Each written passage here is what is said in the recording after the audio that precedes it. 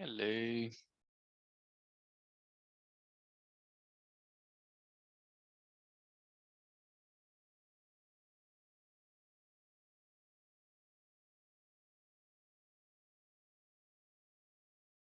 Hello, everyone. Today we have a guest speaker, so David Vaccaro. So most of you have met him already. So yes, just waiting for David to join.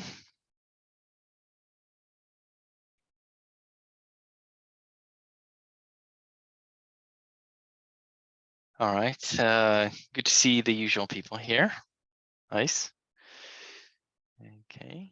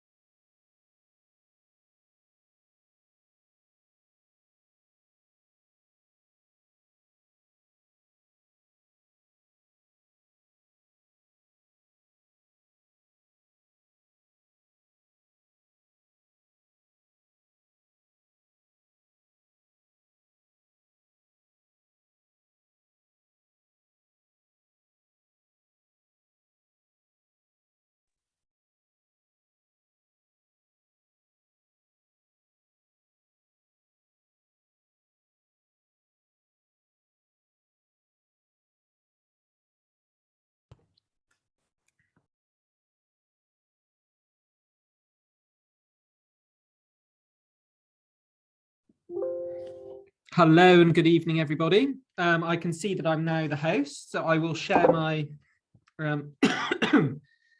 like most people in the world at the moment, I've got a bit of a cold at the moment, so please bear with me. Hi, David. Hello, how are you? Hiya. Yeah, Happy good. New Year. Yes, Happy New Year. Right. Okay. So I was thinking of going through these year 12 exam practice questions that I'd compiled. I hope that's a plan that everyone's going to be happy with. So I've published the questions earlier today, and you can access them via the link. I hope you all found the link. I will double copy the link into the chat just in case. And yes, that should be right. Okay. Yes. Thank you.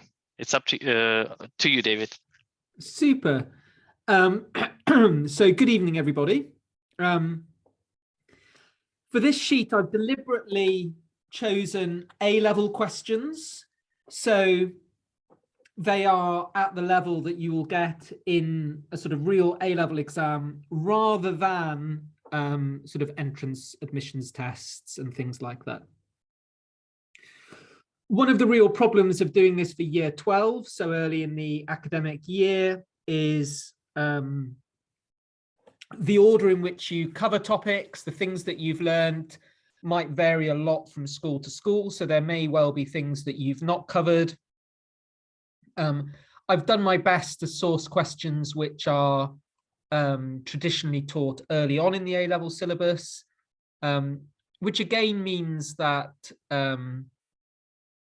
you know, some of the questions are, because they're early topics, they might be relatively straightforward. But I've tried to choose the most interesting that I can find amongst those questions. So let's start with this question. So this is a proofs question. So it says, show that 24 is a factor of 3n squared plus 6n for all even integers n. So as a sort of pure mathematician, I started with a show that question because I really wanted to talk a little bit about proof and to talk a little bit about just getting into good habits of writing proofs really, really nicely. And I think that's quite a useful exercise to do in a question like this, where we're actually finding the proof should not be too difficult. So first of all, what are we told about the integer n? So let n be an even integer. Okay, that's one of the givens. So what that means, that n can be written in what form? Now, I will feel free if you want to participate to enter into the chat, or if you're watching the webinar to pause, but I'll just go through relatively briskly. So let n be an even integer. That means n can be written in the form 2k. But what I'd really like you to get into a good habit of writing at this point is when you introduce a letter, saying what it is and where it is. Okay, so in this case, we're writing n equals 2k, crucially, where k is an integer. Okay, the number 3 is odd. Now I can write 3 as 2 times something. I can write it as 2 times 1.5. But for it to be an even integer, it needs to be 2 times an integer. Okay. What's the expression they ask us to look at? They ask us to look at the expression 3n squared plus 6n. So 3n squared plus 6n is equal to 12k squared plus 6k. Sorry, plus 12k.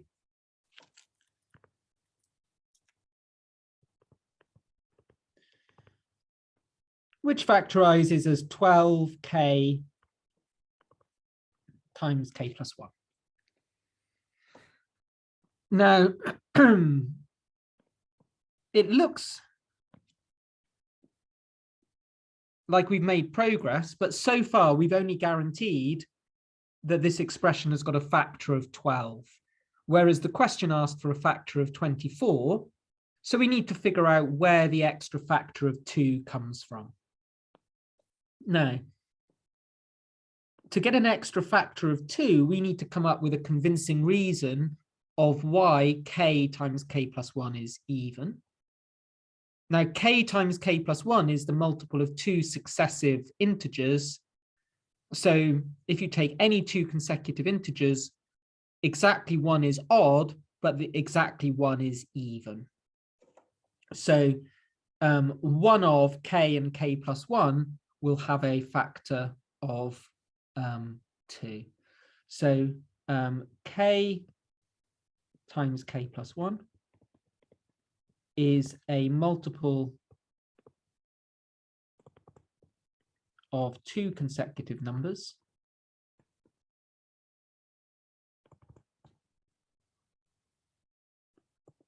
So exactly 1 of k and k plus 1 is even, and therefore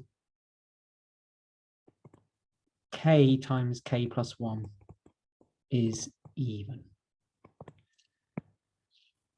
This means I can write k times k plus 1 is equal to 2 times m, again, where m is an integer.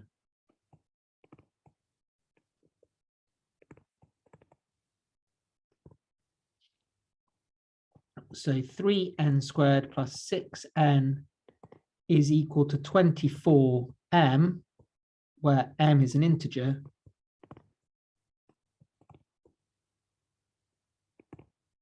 So 3n squared plus 6m is a multiple of 24.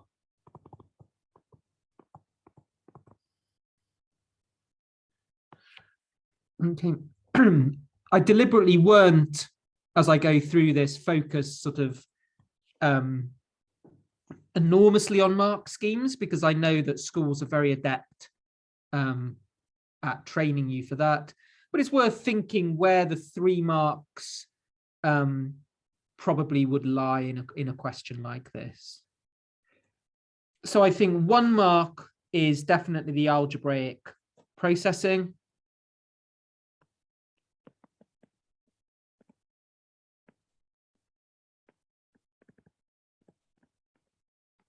One mark is for a clear justification of where this extra factor of 2 comes from.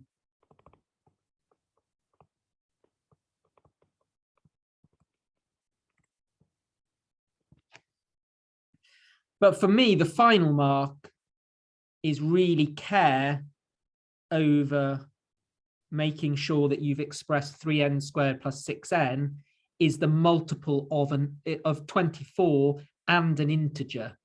If you weren't to be careful about and state that things were integers, if you just said that 3n squared plus 6n is 24 times something, you haven't necessarily proved that that something is a whole number. So that's where I would, that clarity mark is where the final mark would come from. Part B, is 12 a factor of 3n squared plus 6n for all integers n? And this question is really testing one thing and one thing only, which is what do you need to demonstrate in order to prove that a result is false? So in part A, to show that a result is true, you need to come up with a full proof and an argument. For part B, in order to show that the answer is no, we just need to find a single counterexample. Okay, so for part B, if n equals 1, 3n squared plus 6n is equal to 9, which is not a multiple of 12. Okay, so therefore, 3n squared plus 6n is not a multiple of 12 for all integers. And why not? Okay, as we have found a counterexample.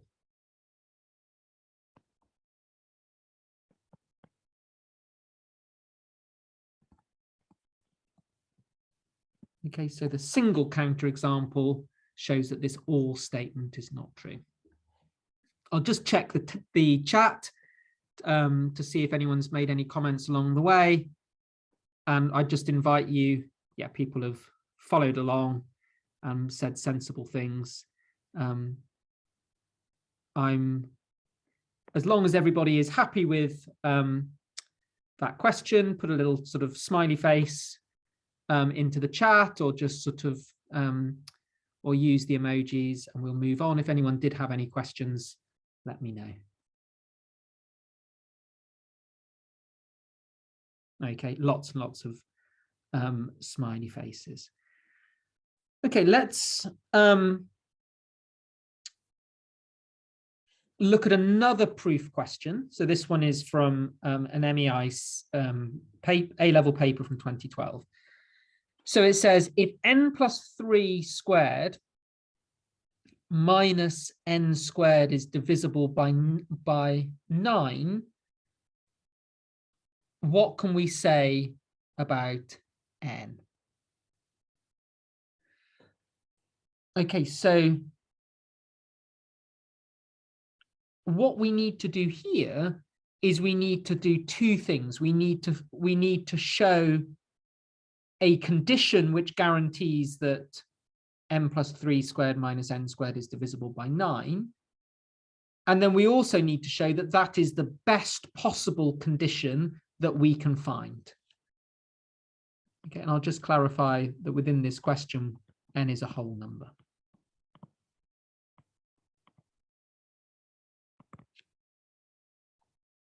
Okay, so what we really need to find, and this sort of language will become more and more important to you when you do admissions test papers, we need to find the strongest possible condition.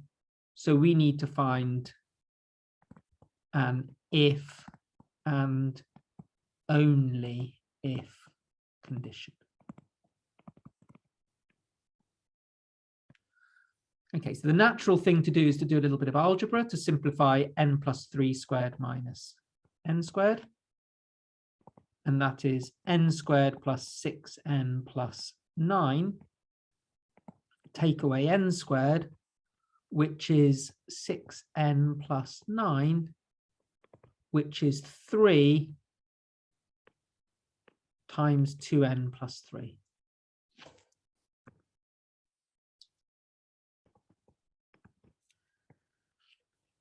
If we consider the prime factorization,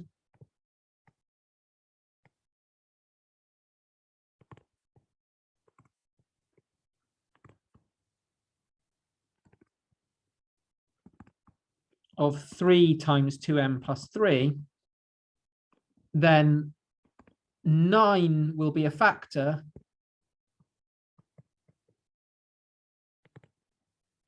if and only if 2n plus 3 is a multiple of 3. Okay, so we need an extra factor of 3 coming from this second bracket.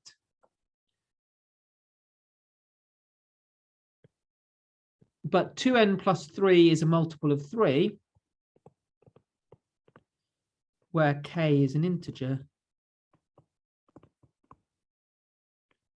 So 2n plus 3 is a multiple of 3 if and only if 2n plus 3 equals 3k, where k is an integer.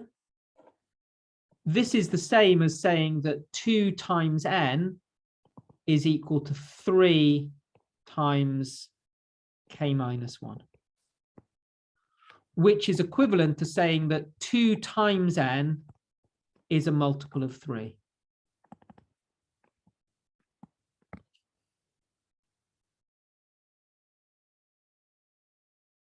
Okay, but again, if we consider the prime factorization of 2n, it will consist of 2 along with the prime factors of n.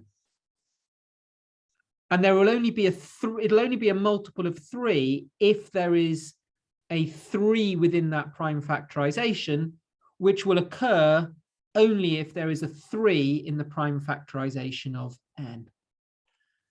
Okay, so 2n is a multiple of 3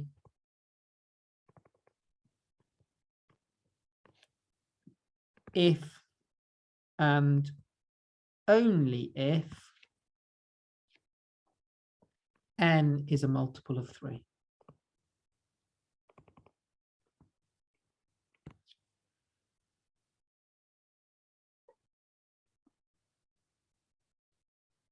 Okay. Alternatively,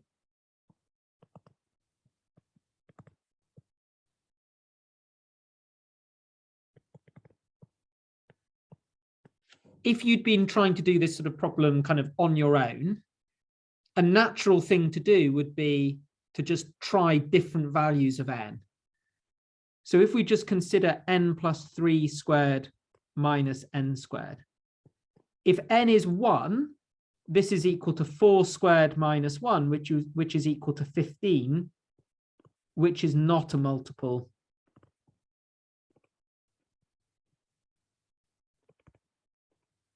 of 9. If n is equal to 2, then the expression is 5 squared equals 1, which is equal to 24, which is not a multiple of 9. But if n equals 3, you get 6 squared minus 3 squared, which is 36 minus 9, which is 27, which is a multiple of 9.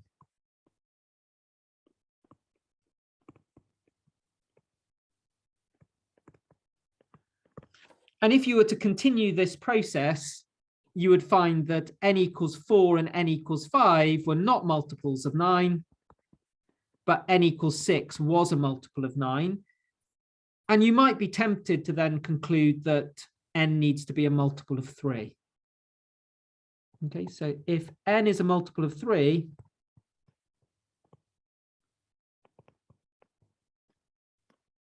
n equals 3k, where k is an integer.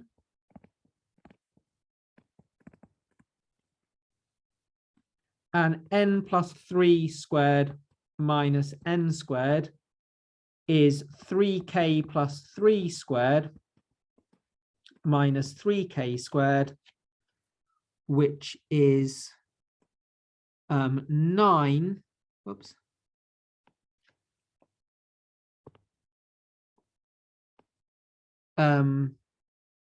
K squared. Oops, I think I must have been pressing a key on my laptop accidentally. 9k squared plus 18k plus 9 minus 9k squared, which is equal to 9 times 2k plus 1.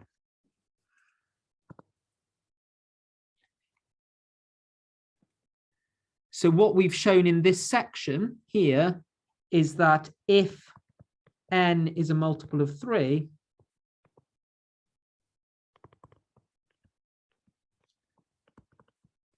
n plus 3 squared minus n squared is a multiple of 9. Now, here I will ask for a little bit of audience participation. Let's imagine that a candidate in MEIC 1 handed in this section in blue and only this section in blue.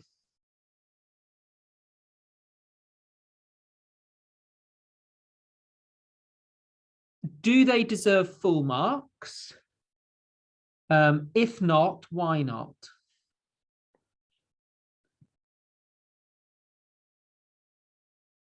And put your answer into the chat. So the original question was, if n plus 3 squared minus n squared is divisible by 9, what can you say about n? And the correct answer, which I did very carefully to begin with, is the correct answer is that n needs to be a multiple of 3. Let's imagine the candidate hands in only what's in this blue box. So they show that if n is a multiple of 3, then n plus 3 squared minus n squared is a multiple of 9. Have they answered the question fully?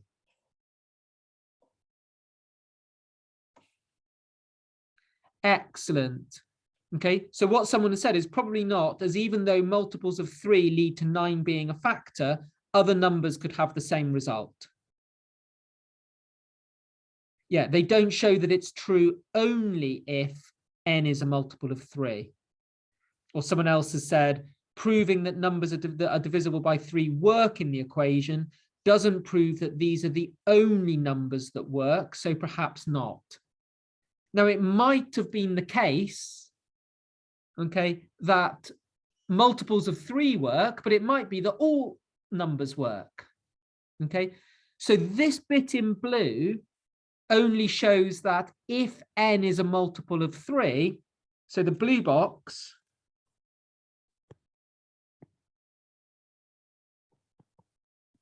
logically has done if n is a multiple of 3,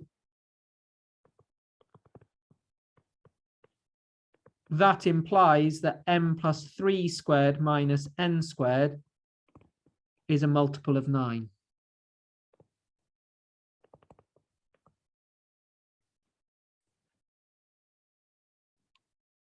Okay, so what they need to do is they need to do the other direction. They need to show that if n plus 3 squared minus n squared is a multiple of 9, that implies that n is a multiple of 3. Okay, now there's two ways they can do that. They can either do what I did earlier and generate if and only if conditions, or what they can do is they can show that if n is not a multiple of 9, is not a multiple of 3, then n plus 3 squared minus n squared is not a multiple of 9. Okay, so to do that, they could show if n equals 3k plus 1,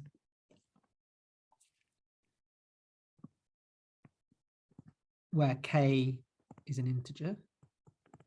So this is if n has got a remainder of 1 when you divide by 3. N plus 3 squared minus n squared is equal to 3k plus 4 squared minus 3k plus 1 squared, which is equal to 9k squared plus 12 plus 24k plus 16 minus 9k squared plus 12k plus 1, which is equal to 12k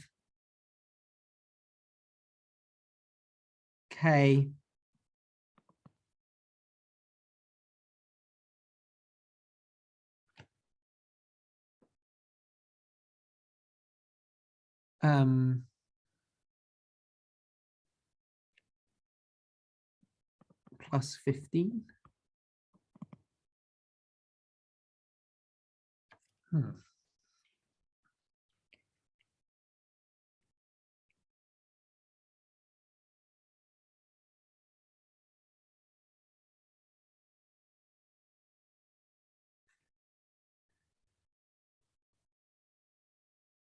Which is equal to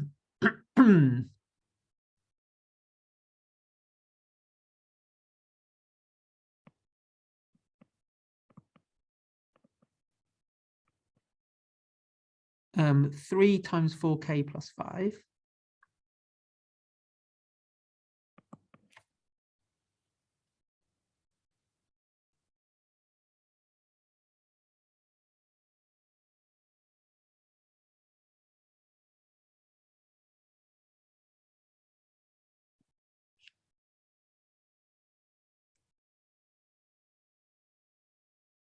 Okay, and so is this a multiple? Is this a multiple of 9? Wait a minute, it is when k equals 1. No, I've made a mistake somewhere.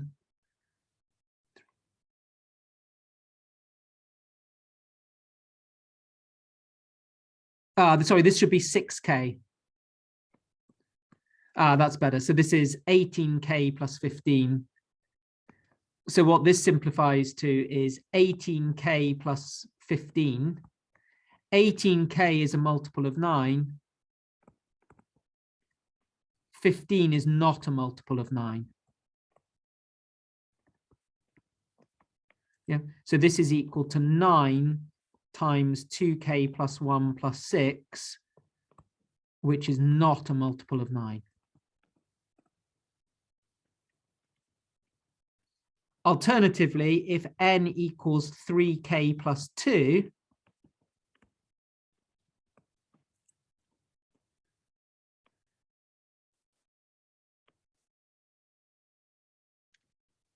where k is an integer,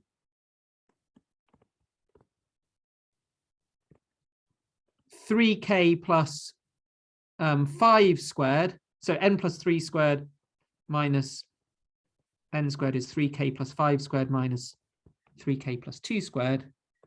That is 9k squared plus 30k plus 25. Take away 9k squared plus 12k plus 4. which is equal to 18k plus 21, which is 9, 2k plus 2 plus 3. And again, which is not a multiple of 9.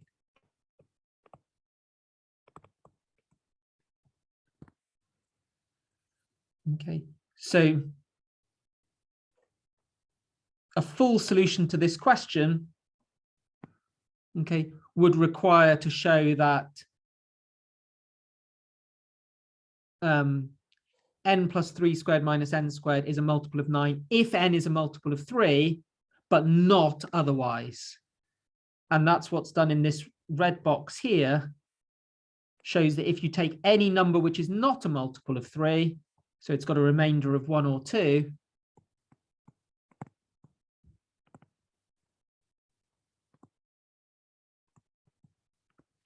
that implies that n plus 3 squared minus n squared is not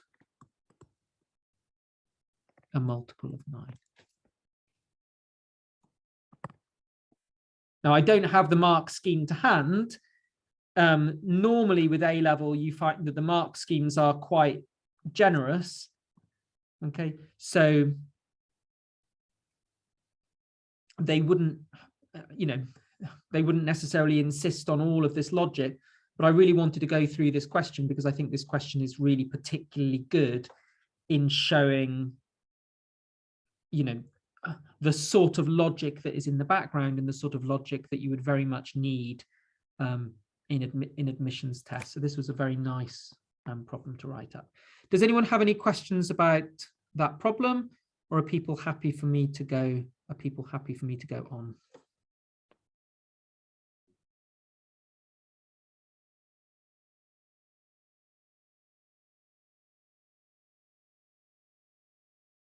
If you're happy, just put a message into the chat or a thumbs up. Fabulous. Yeah, fabulous. Okay, let's have a look at the next question that I selected.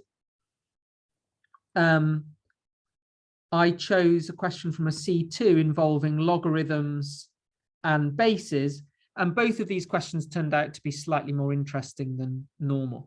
Just as a show of hands, have people seen logarithms yet? Yep. As of today, yes. Okay, excellent. As I said, when I was putting this sheet together, I wasn't sure what people will have seen. But this question turned, when I was working through a lot of past A-level papers, I couldn't really find that many interesting questions. But this one was very much more interesting than most. So the first thing that we have is we have log A27 is equal to 3 plus log A8. Now, there's various ways that one can go, but probably the most natural thing to do is to realize that we've got some terms which are logarithms or involve logarithms, and then we've got this 3 that doesn't. So a natural approach would be to rewrite this as log A27 minus log A8 is equal to 3. Now here we've got a subtraction of 2 logarithms. So we've got log AY subtract log AX. And if you're familiar and comfortable with your laws of logarithms, this is the same as the logarithm of the division. So we've got log A of 27 over 8 is equal to 3. Now, I really like this question because the variable is in an unusual place. So we have to do quite a bit of work to kind of, to rearrange this to make A the subject. The natural thing to do here is to try and get rid of the logarithm by doing the anti-logarithm. Now, it'd be useful to put into the chat what you think the correct expression is next. But the anti-logarithm of log base a is raising both sides to the power a. So if we do a to the power of both sides, the logarithm on the left results in 27/8. And then this is equal to a cubed.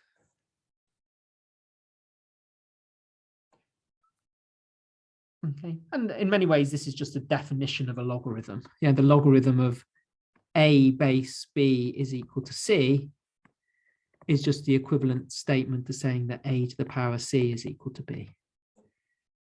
Now we know the value of a cubed, we can just cube root both sides.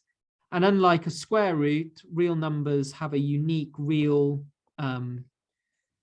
cube root. So a is the cube root of 27/8. And so a is 3/2. Okay, so that was, I don't know about you, but I thought that was a very, very nice question. Question number 2, solve for x where 2 times x, 2 to the power of x plus 3 is equal to 6 to the power of x minus 1. I don't think this is quite as interesting as part A, even though it's one more mark. The awkwardness here is that we've got different bases. We've got a base 2 and a base 6. Now, there's lots of different ways of doing it. You could choose to take logarithms of some basis on both sides. What I did is I just decided to write this 6 in a bit of a funny way as 2 to the power of log 2 of 6.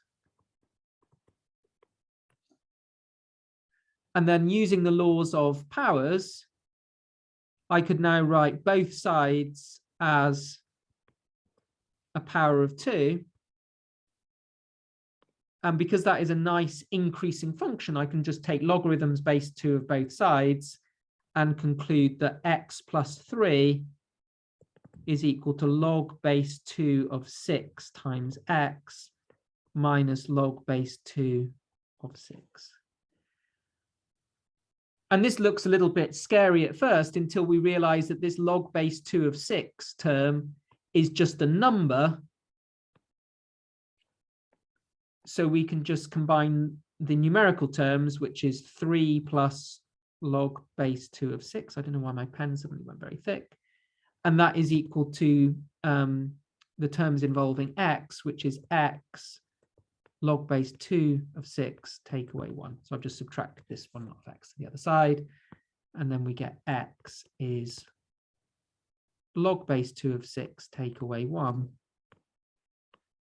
over log base 2 of 6 plus 3. Okay, which you can then evaluate on your calculator. If you've got a very old calculator and you can't do an arbitrary basis, you can remember that log base 2 of 6 is the same as log of 6 divided by log of 2.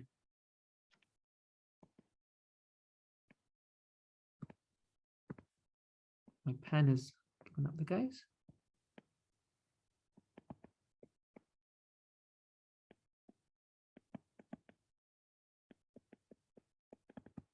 And then if you simplify the fraction, you get log 6 minus log 2 over log 6 plus 3 log 2, which we can evaluate.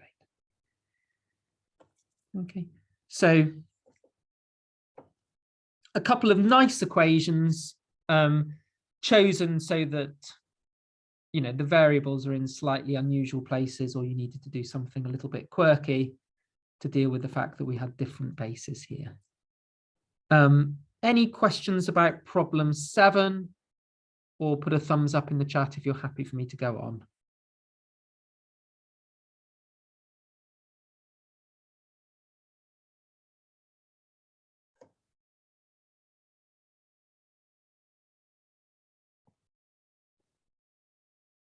Okay, let's have a look at the next question from the sheet that I'd selected to go to. Oh yeah, this is a really nice one.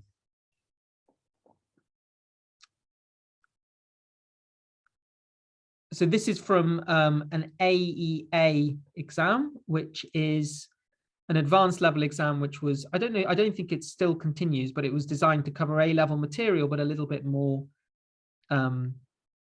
thoroughly. Now, at first glance,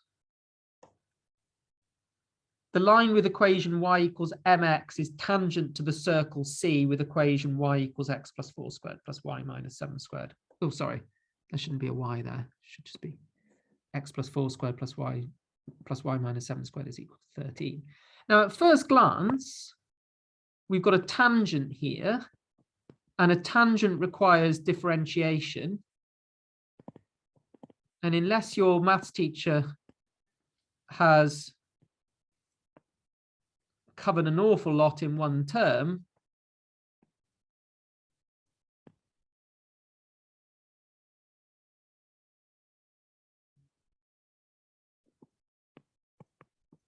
my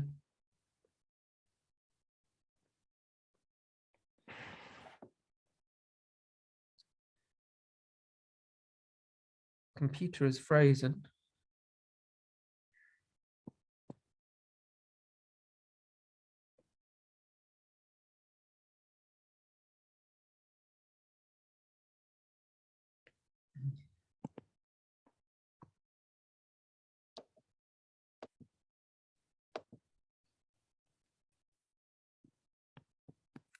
No, I'm just going to stop the share. No.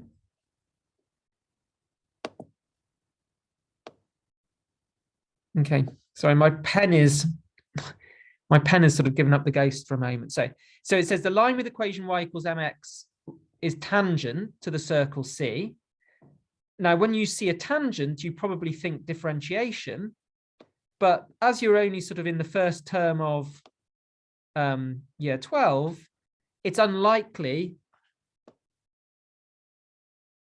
that you can differentiate. So you cannot differentiate.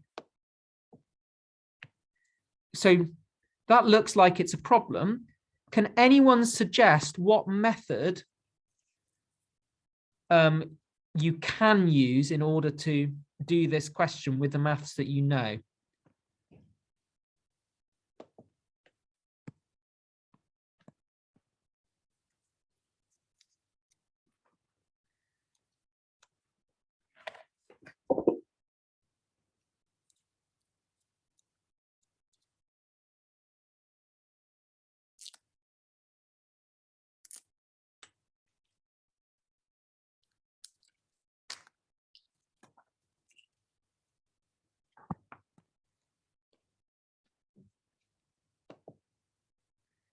Excellent. So form a quadratic and set the discriminant equal to 0 because we're looking just for a single, root.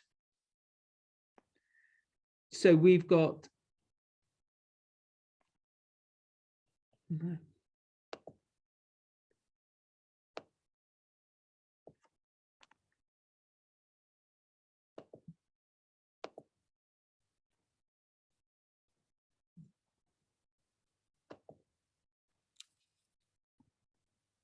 minute, I'm just going to close OneNote.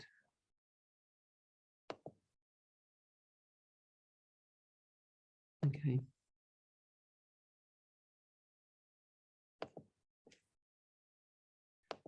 Sorry, I've just got to.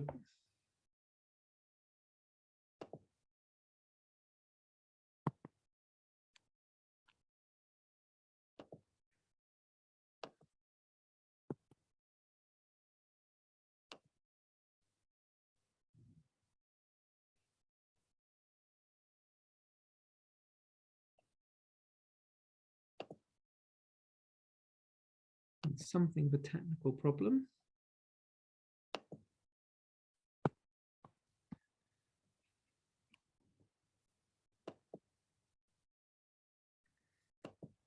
It's my touch screen.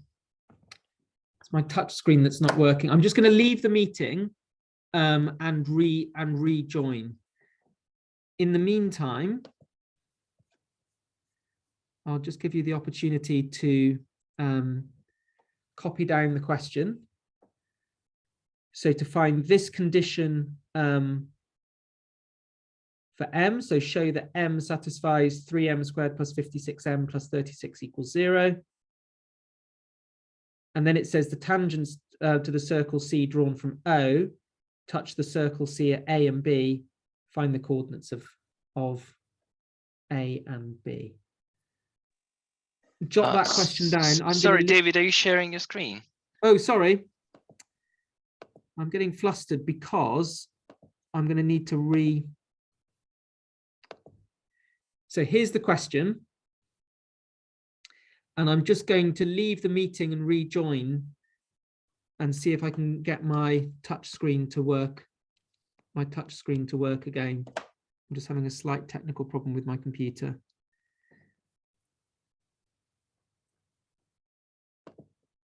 Can I put this in? Can I put this question into the chat?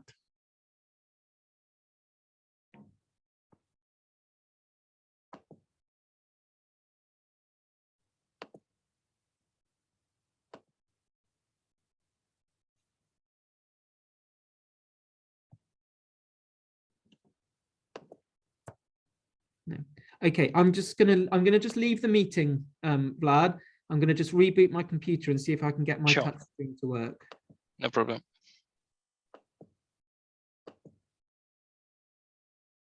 And I'll sign you back as the host. Where are you? What's your?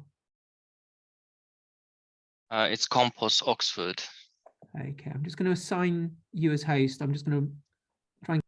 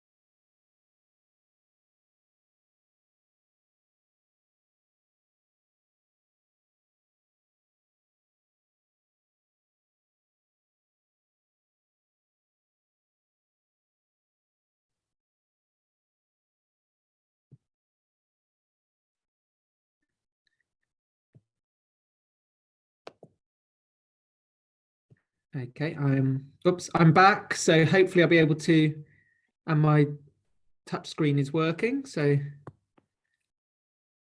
I think we should be good to go again. I'm the host. So I'm just going to share my screen and go back to my OneNote.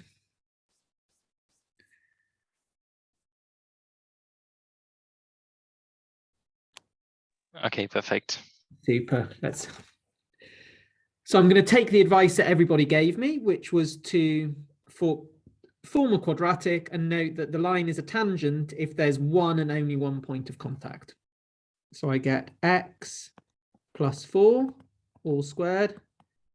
The y is mx, take away 7 all squared, and I want this to equal 13. So I get x squared plus 8x plus 16, opening the brackets, plus m squared x squared, take away 14mx plus 49 is equal to 13. So I form the quadratic x squared, and then my x squared coefficient, I've got an x squared here, and I've also got an m squared x squared. So I've got 1 plus m squared x squared. I've then got 8 take away 14m x. And then my units coefficient, 16 plus 49 is 65, take away 13 is 52.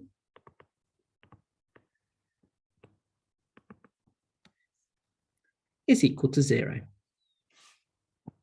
I require there to be one and only one solution. So I want the discriminant to be equal to 0. So it's a tangent if and only if the discriminant is equal to 0. Okay, I'm hoping people have been doing this themselves. Do let me know in the chat if I've made any arithmetic mistakes. So the discriminant is b squared. Now it's worth taking out a factor to begin with, just so I can simplify the numbers a little bit. So b squared is 4 times 2 minus 7m all squared.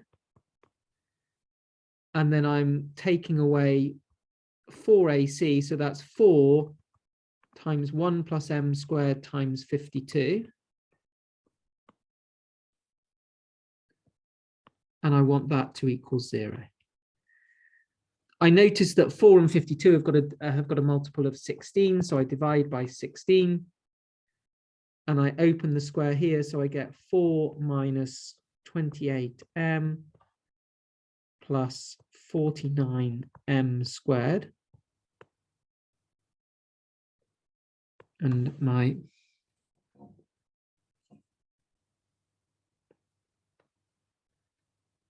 pen is being temperamental again.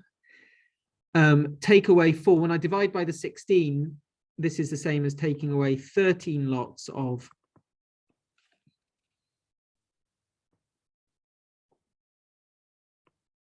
1 plus m squared. And I want that to equal 0. And if I now gather the terms, 49m squared minus 13m squared is 36m squared. I've then got a subtraction of, why have I got 20?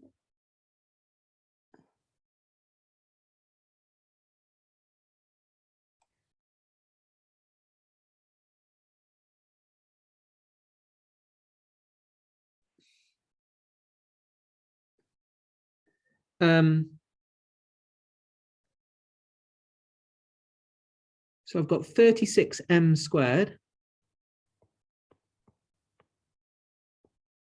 And I'm subtracting 28m. And then I'm also taking away 9.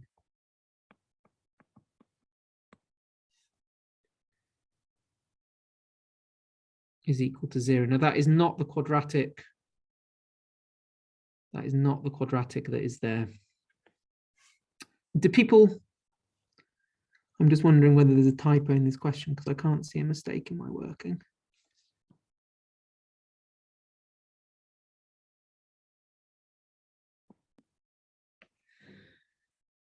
Okay, having found the quadratic satisfied by m, for part B, I would then look at the quadratic equation, and I would know that I've got the right quadratic equation if there's one and only one solution, and I would then substitute that back in to find the values.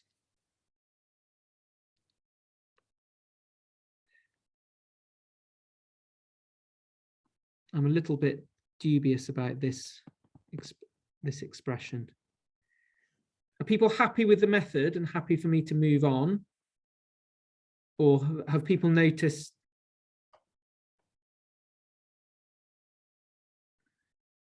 When you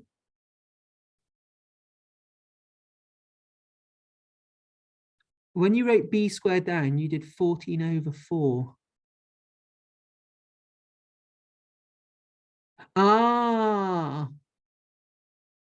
No, wait a minute.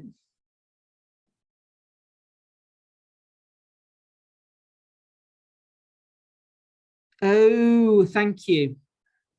Does that help things? So if I take out, if I take out a factor of 2, this is 4 minus. I'm tempted to.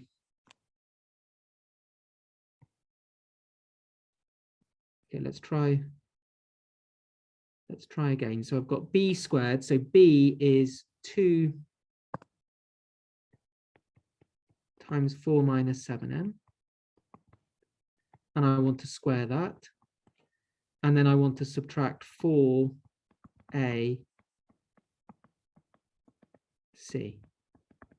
And I want that to be 0.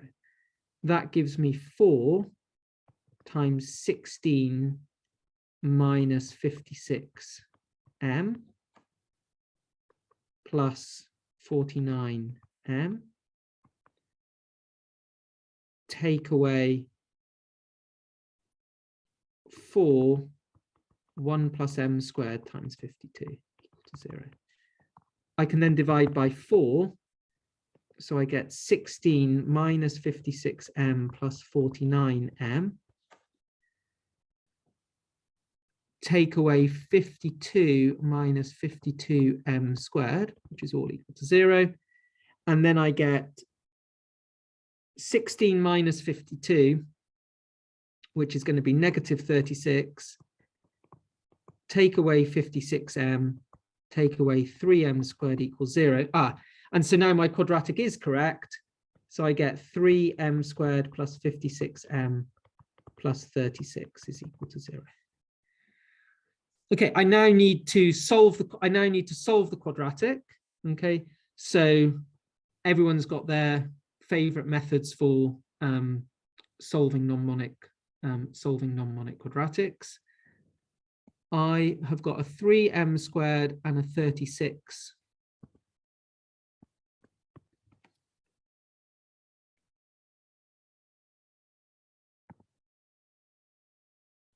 So I'm looking to make the 56 as numbers which add to make 108.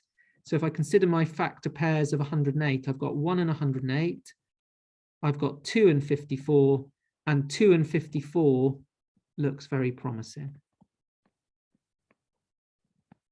So between 3m squared and 2m, so for this row, I can take out a factor of m, giving me a factor of 3m plus 2. And then from this row, I can take out a factor of 18. So my factorization is m plus 18 multiplied by 3m plus 2 is equal to 0. I've now got two values for m, which is negative 2/3 and negative 18. What I want to then do is substitute them back into the equation for x. Okay, so I know that when I draw this circle, Okay, there's going to be two tangents going through the origin, both with negative gradient, that touch the circle.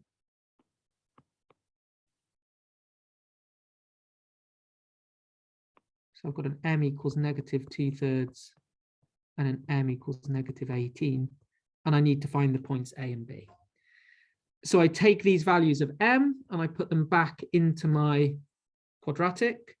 So let's do m equals negative 2/3 first. So 1 plus m squared is 1 plus 4/9, which is 13/9 x squared.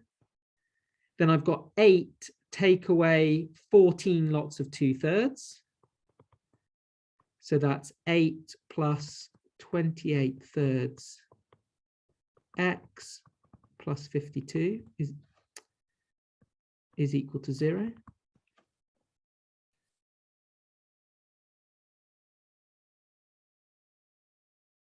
Okay, which if I multiply everything by 9, I get 13x squared. Then 9 times 8 is 72. 28 times 3 is 84. And then I've got 9 times 52.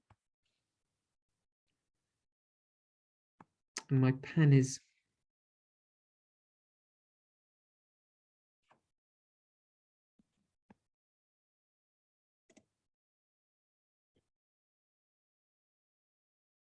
(9 times 52 is equal to 0.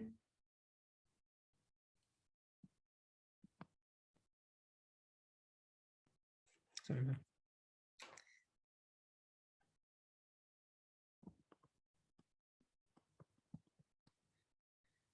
Okay, 72 plus 84 is 156,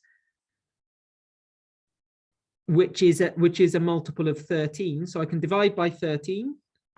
So I get x squared.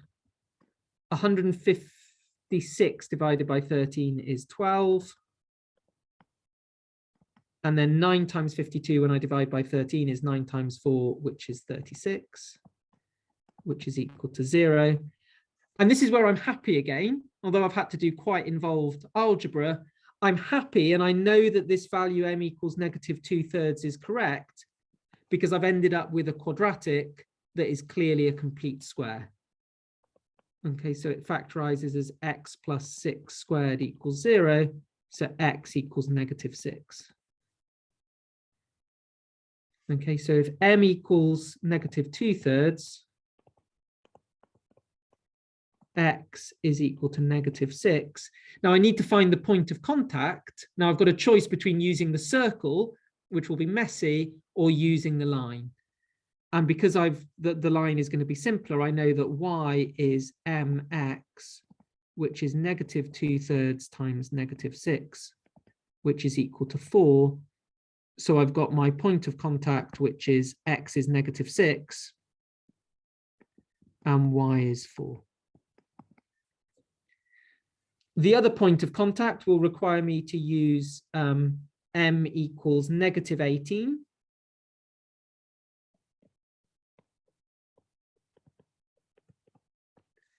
And now the quadratic becomes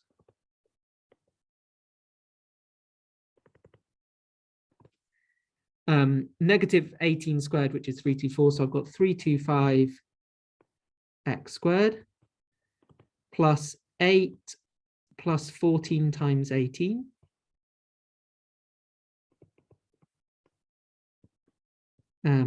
X plus 52, and I want all of that to equal 0.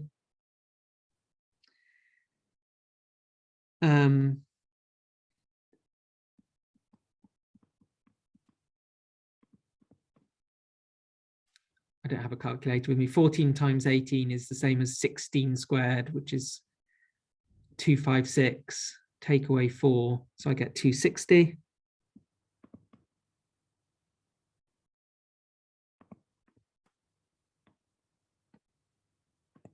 Plus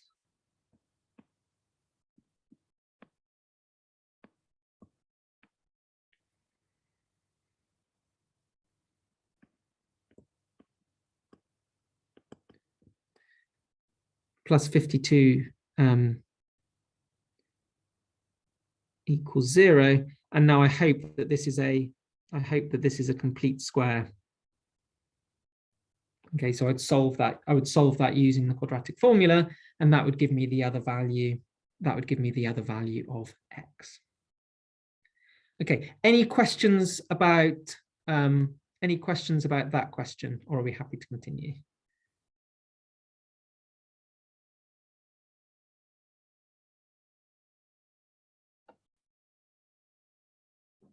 Cool, good.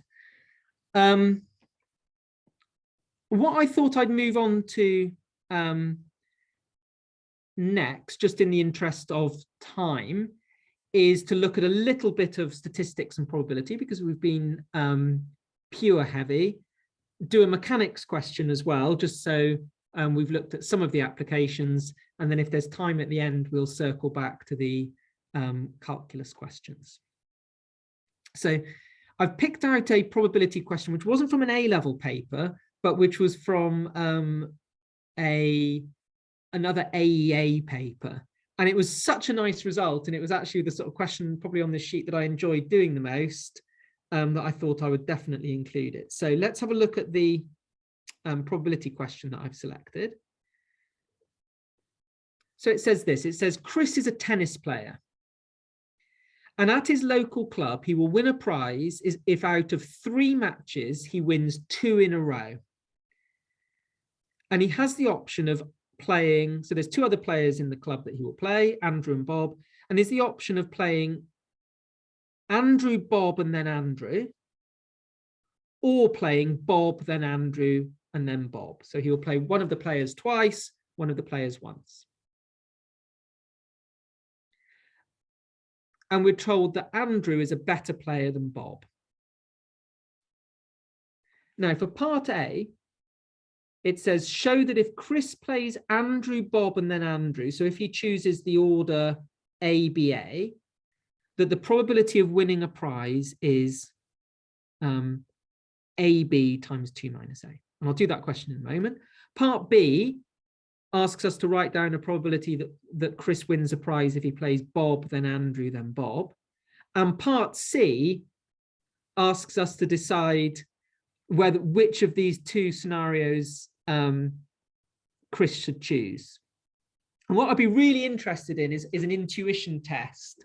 So put in the chat what you think is the answer before doing any calculation. So do you think that Chris should play Andrew twice, so the better player twice, and then the worst player in the middle?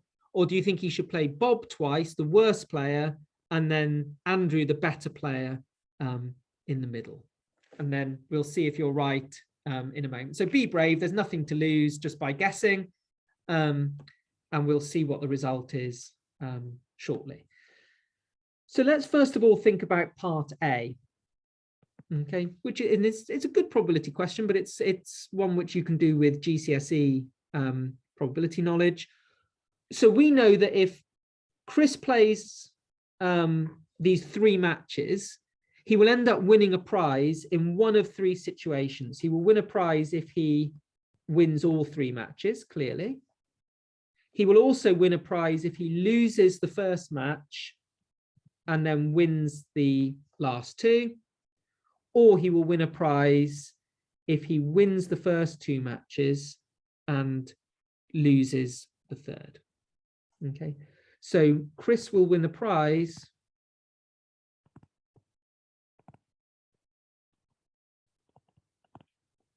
in the following 3 cases.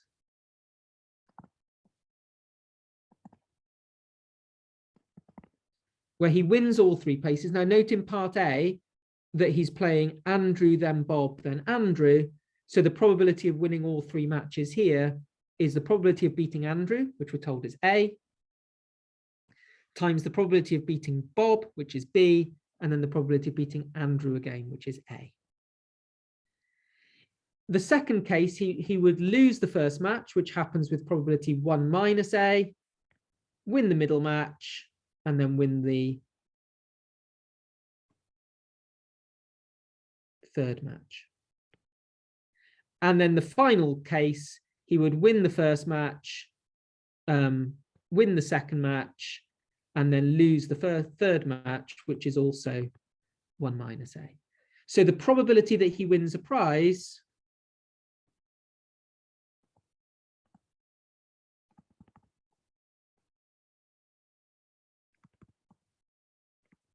is ABA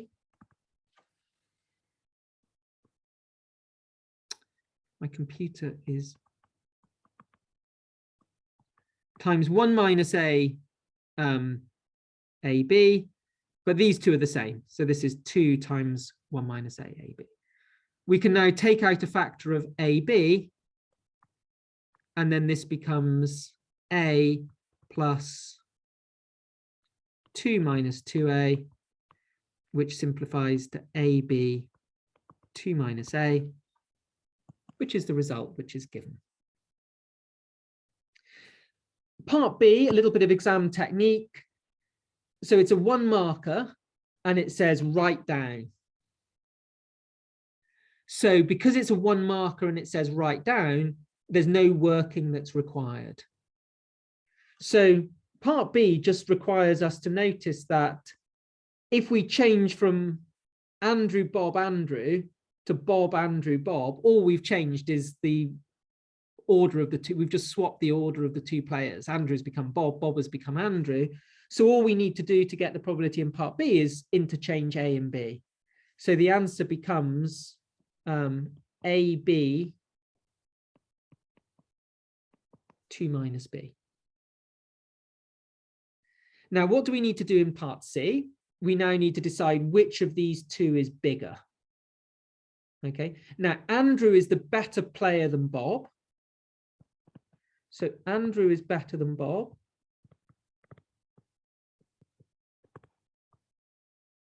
Now we need to be a little bit careful of which way round the inequality signs go. So if Andrew is better than Bob, the probability that Chris beats Andrew is less than the probability that he beats Bob. So somewhat counterintuitively, we've got that the probability A is less than the probability of B. So the probability of beating Andrew is less than the probability of Bob. This doesn't mean that Andrew is less than Bob. This just means the probability of winning against those players is this way round. So we've got A is less than B. If we now think about how this inequality would work,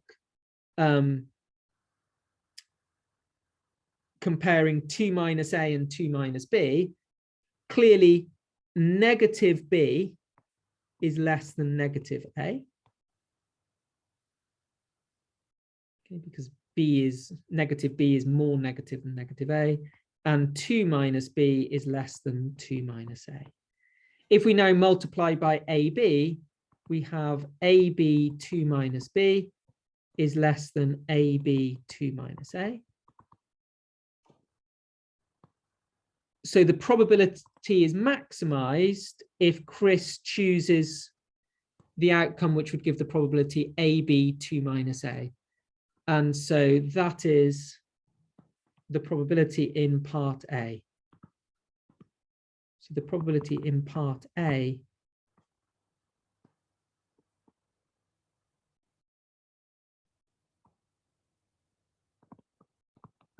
is bigger. So who should Chris play? So Chris should play Andrew, Bob, and then Andrew. Okay, so what we've shown is that Chris should play Andrew twice.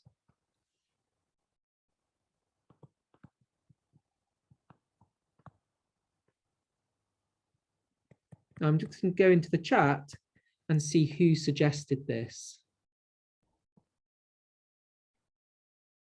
Okay, so we've got votes for. We've got votes for. We've got votes for Bob, Andrew, Bob. Okay, now I see the appeal of this.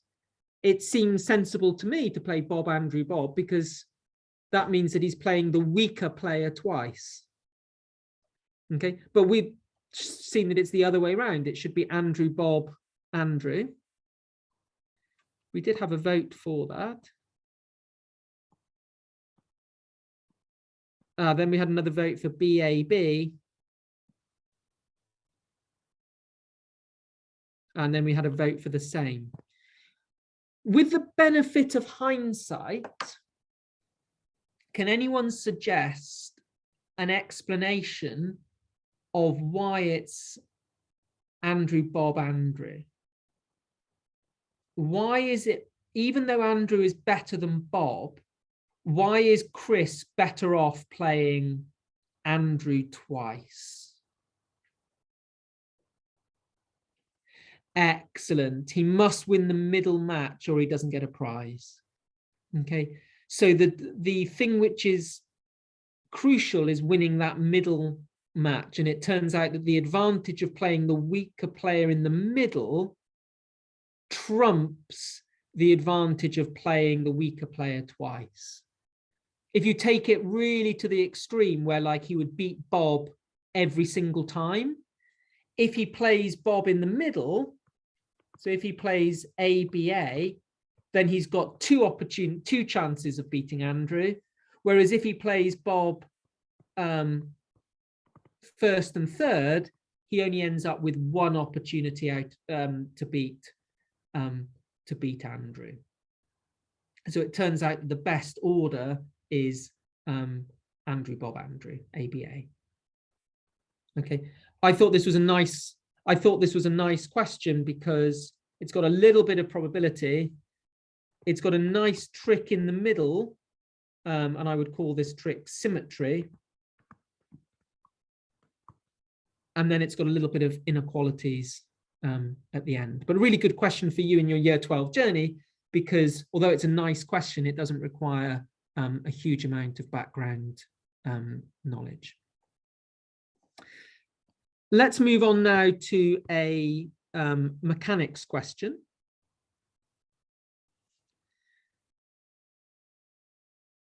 I'm going to confess to which A-level paper this was on. This was actually on the A-level paper in the year that I sat A-level. So this is an A-level paper circa 1996.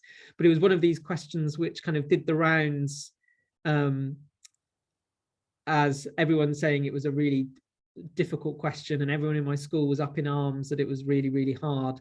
Again, it's a good question for you to look at in the context of a year 12 because it doesn't require a great deal of background knowledge, but there's a point in it where the method isn't particularly obvious. So it says this: a person is a distance d behind a bus. The bus starts from rest and moves away from them with an acceleration a.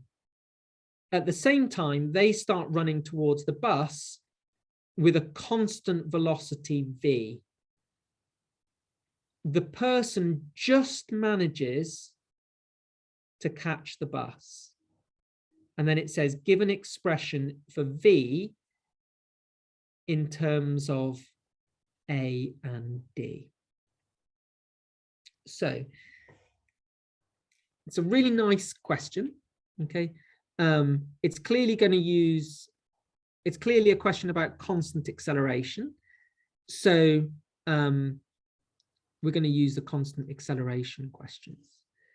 Now, what it's worth just drawing a little picture to orient our mind. So we've got a man here.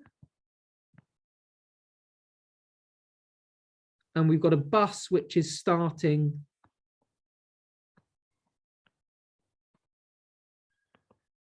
here. And we've got an initial distance d. Okay, and this can be the picture at t equals 0. The man catches the bus at some later time when the man and the bus are at the same position.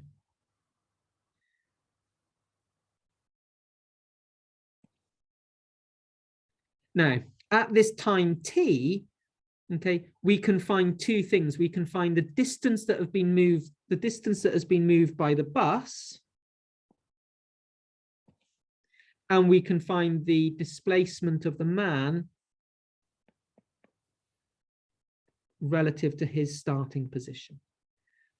And what the diagram makes clear, so if S bus is the displacement of the bus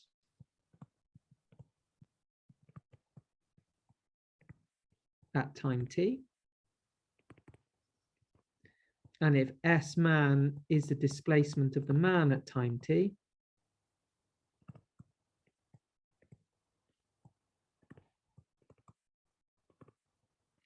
the diagram makes clear that S man is equal to S bus plus D, because the man's had that extra distance D to run. Now, what's the displacement of the man? Well, the man has just kept a constant speed, a constant velocity V, and he's done that for t seconds. So S man is equal to VT. What about S bus? Well, we know that it's constant acceleration, so we can use the constant acceleration formula, ut plus a half at squared. But because the bus starts from rest, this is just equal to a half at squared. So what we end up with is that Vt is equal to a half at squared plus d, and then we get 0 is equal to a half at squared minus Vt plus d. Now, in the year that I took A-levels, back in 1996, the reason this question caused a lot of consternation is this word just. Okay, so what does it mean? And you can put it into the chat if you like. What does it mean? Oh, sorry, I've written capital T and little t, but I mean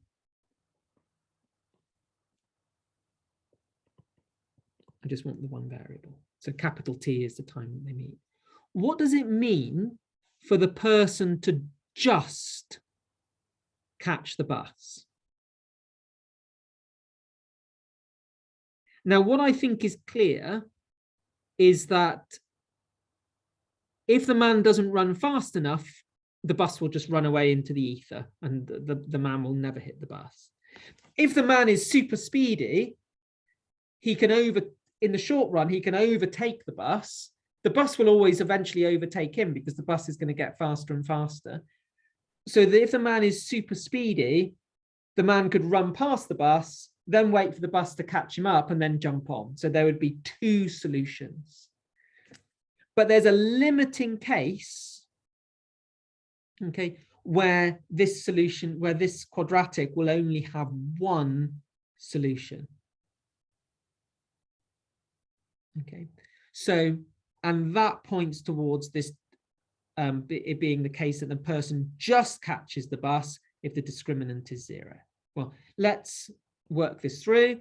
So let's imagine we wanted to find t. So to find t, we can use the quadratic formula.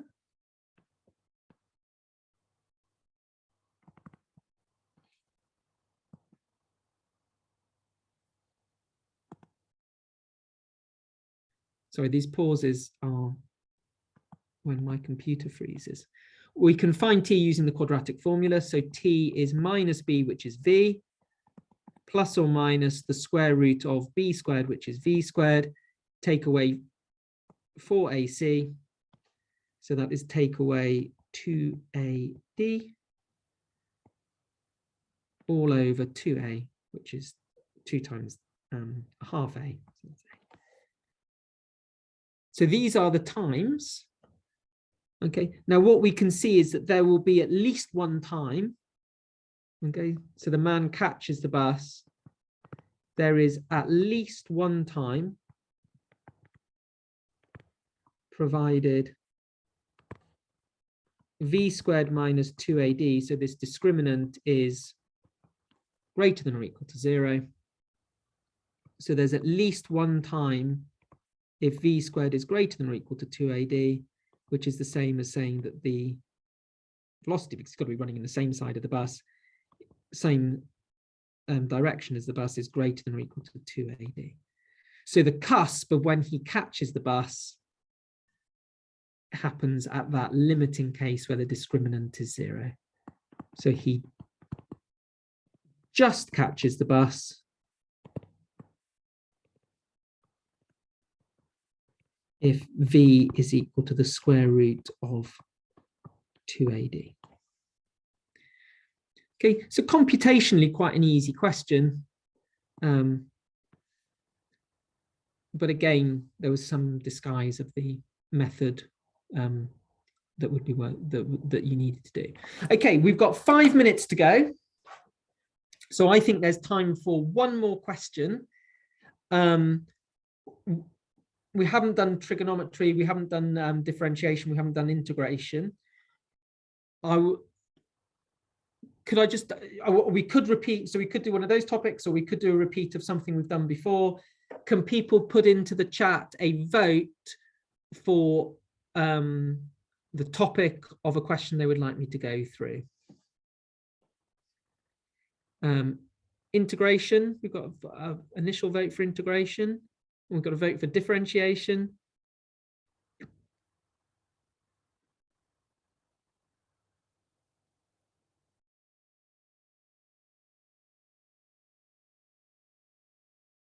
It's a tie at the moment, so I'm going to let the next vote be the tiebreaker. Integration. Okay, well done, Edith. You broke the deadlock. So let's go and have a look at the integration questions.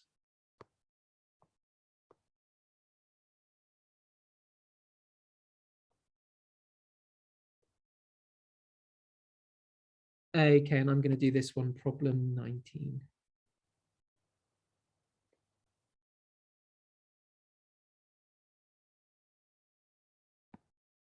Okay, so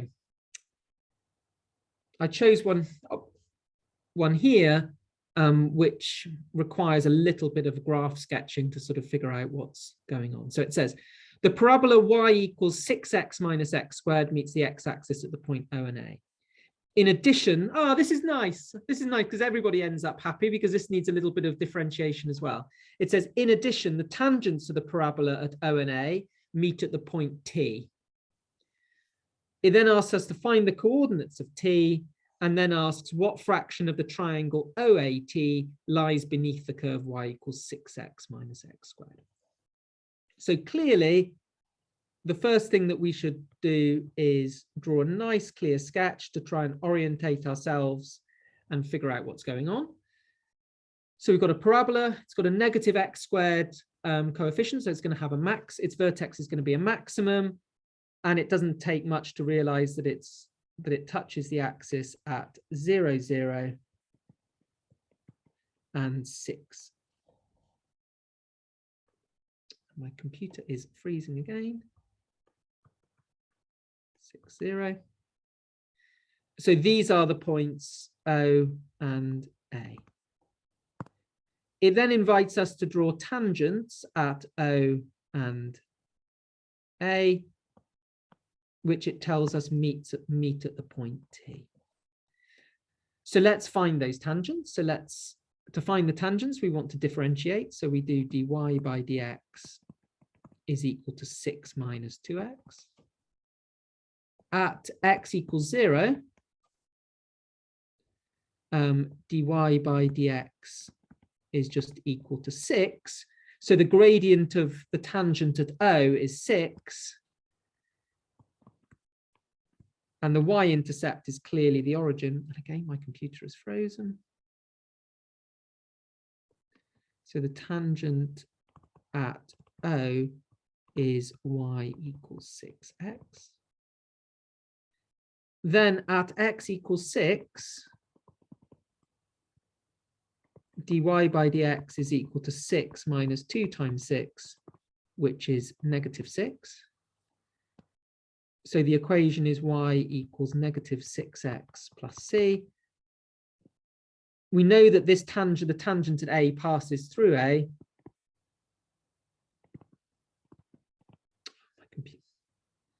tangent A passes through 6, 0. So we've got 0 is equal to minus 36 plus C. So C is equal to 36. So the two tangents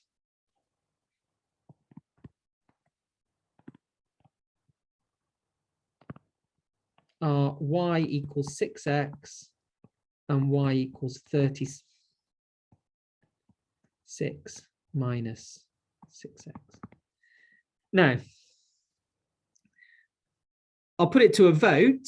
What do you think the x coordinate of t is going to be? Okay. Now, it would not be enough in an A-level exam, sadly, okay, just to use common sense and realize that we've just got complete symmetry and that the x coordinate of t is going to be the midpoint. But I'd be very surprised when I solve these two simultaneous equations if x didn't turn out to be 6. Well, let's see what happens. So if I add these two equations, I get 2y is equal to 36. So the point of intersection T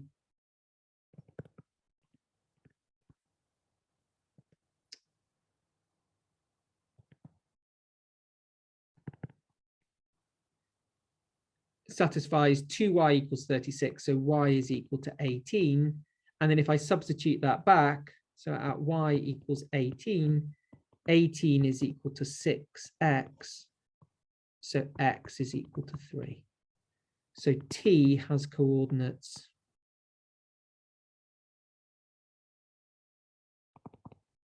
3, 18.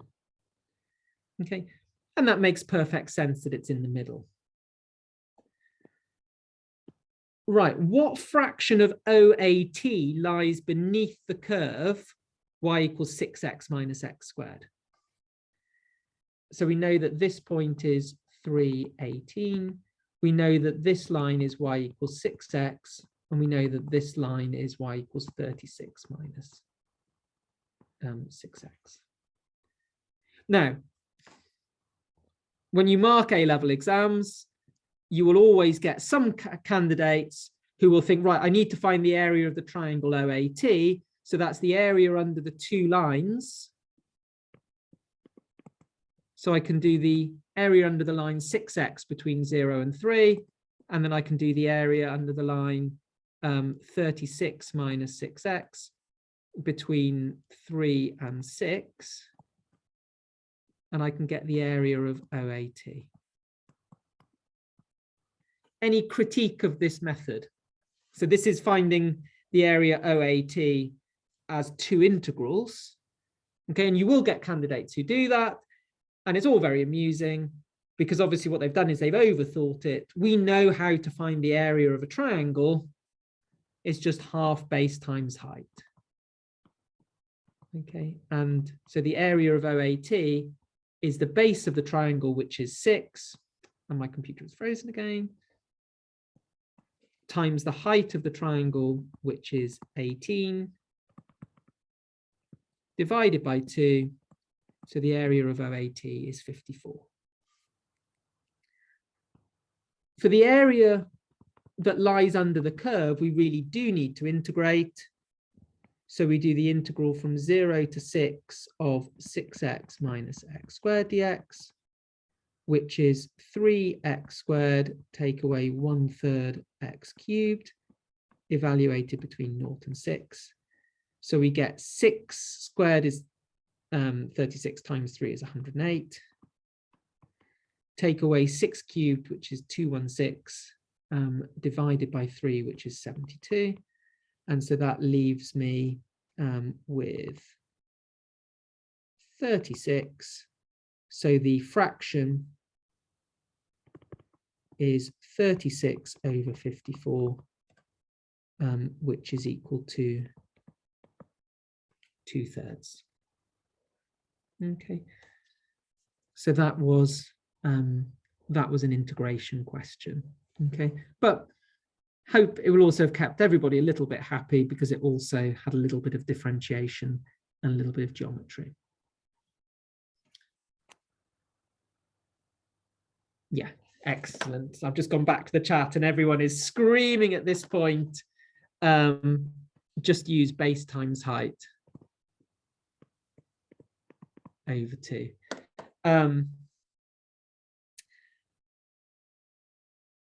I sort of feel like not that you've been shortchanged, but that compared to sort of other COMPOS webinars, this has been quite prosaic because we focused on like A-level problems.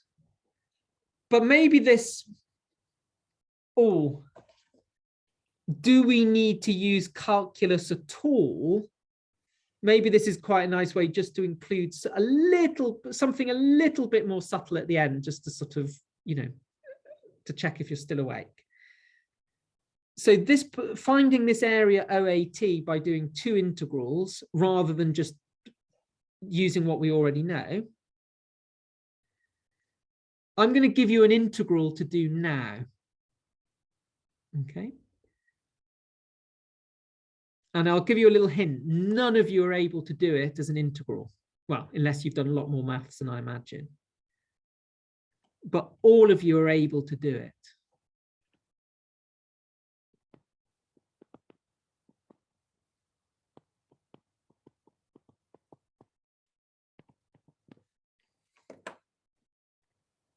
Once you know the answer, put the answer to this integral into the chat. And then we'll finish.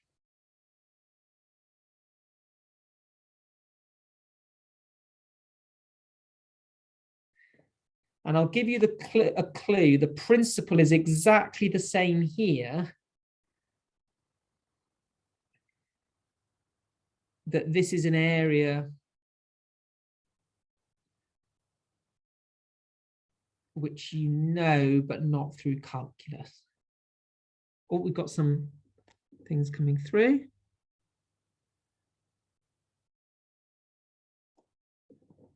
Okay, so we've got a vote for 1, which I'm less convinced by. But we've got lots of votes for pi over 2. So let's see. If I write y equals root 1 minus x squared, then if I square both sides, I get y squared is 1 minus x squared. So I get y squared plus x squared is equal to 1, which I recognize means that x and y lie on the circle.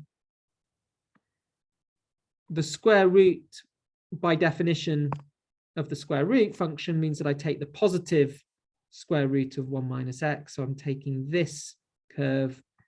So the integral is exactly this area, which is just a semicircle. So this is pi over 2. Okay. Interestingly, you could also find the area not just of the whole semicircle, but you could find the area up to a point, let's say x, by also using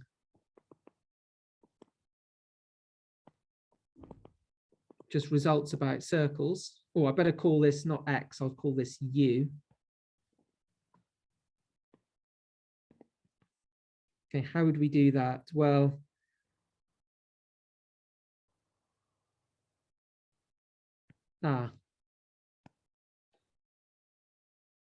the area of the between -1 and u is this area that I've shaded, and that's a sector plus a triangle. Now the area of the triangle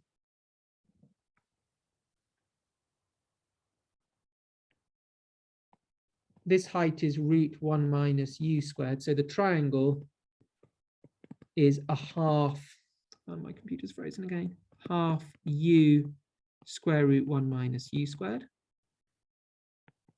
This angle in here is, well, its cosine is u, so it's arc cos u. So this angle on the other side is pi minus arc cos u. So the area of this sector is a half times the angle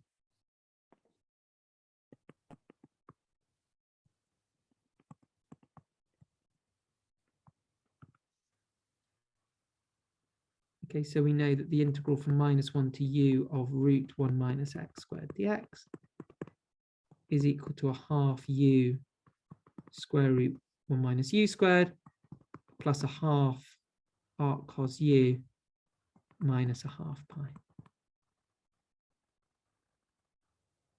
Okay. And you can check that that checks out if you were to put u equals 1. Oh, sorry, this is a plus.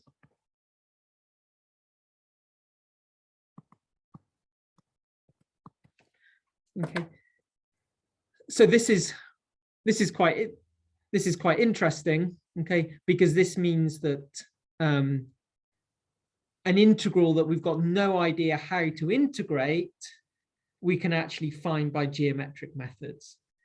Okay, and so this idea, you know, sometimes it would be completely crazy to find the area of a shape by integration when we could have just used a simple geometric fact. But in some situations, using the geometric fact allows us to find the value of an integral that we couldn't otherwise have done. Okay, that's I apologize about some technical difficulties along the way. My computer was freezing at various points, but I've gone through quite a large section of the sheet. Does anyone have any final questions, comments before we finish?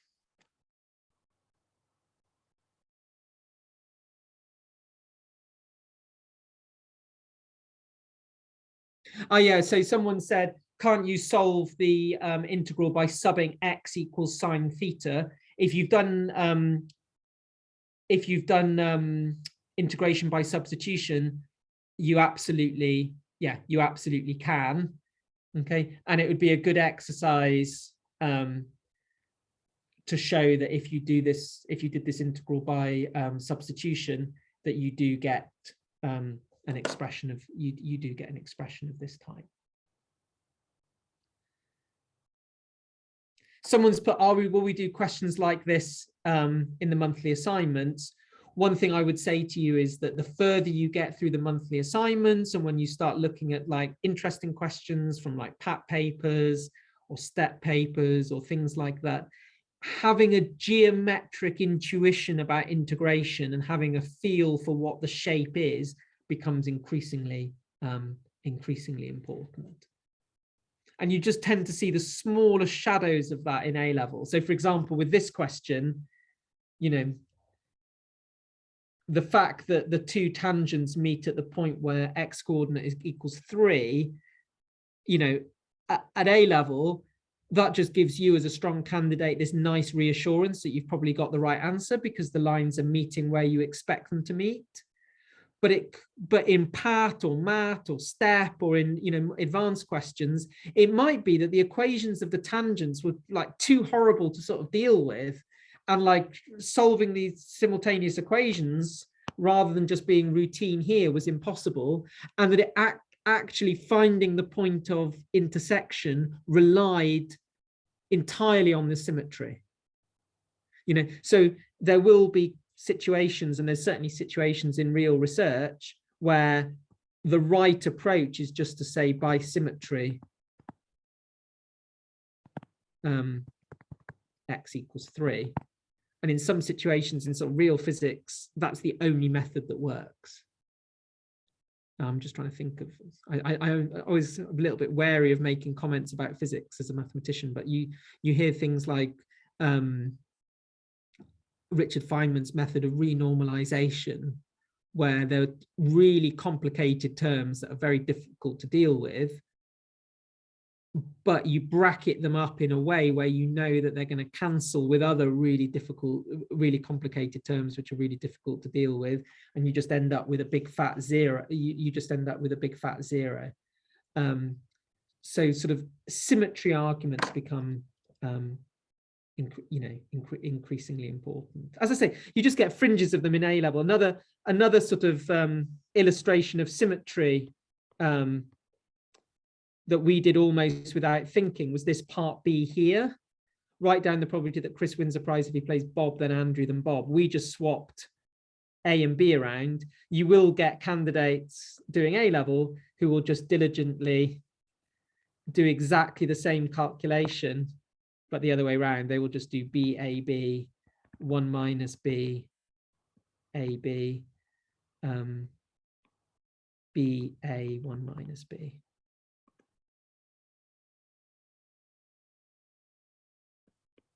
My computer's frozen again. Okay, but symmetry saved us work. Okay, any other questions before we finish?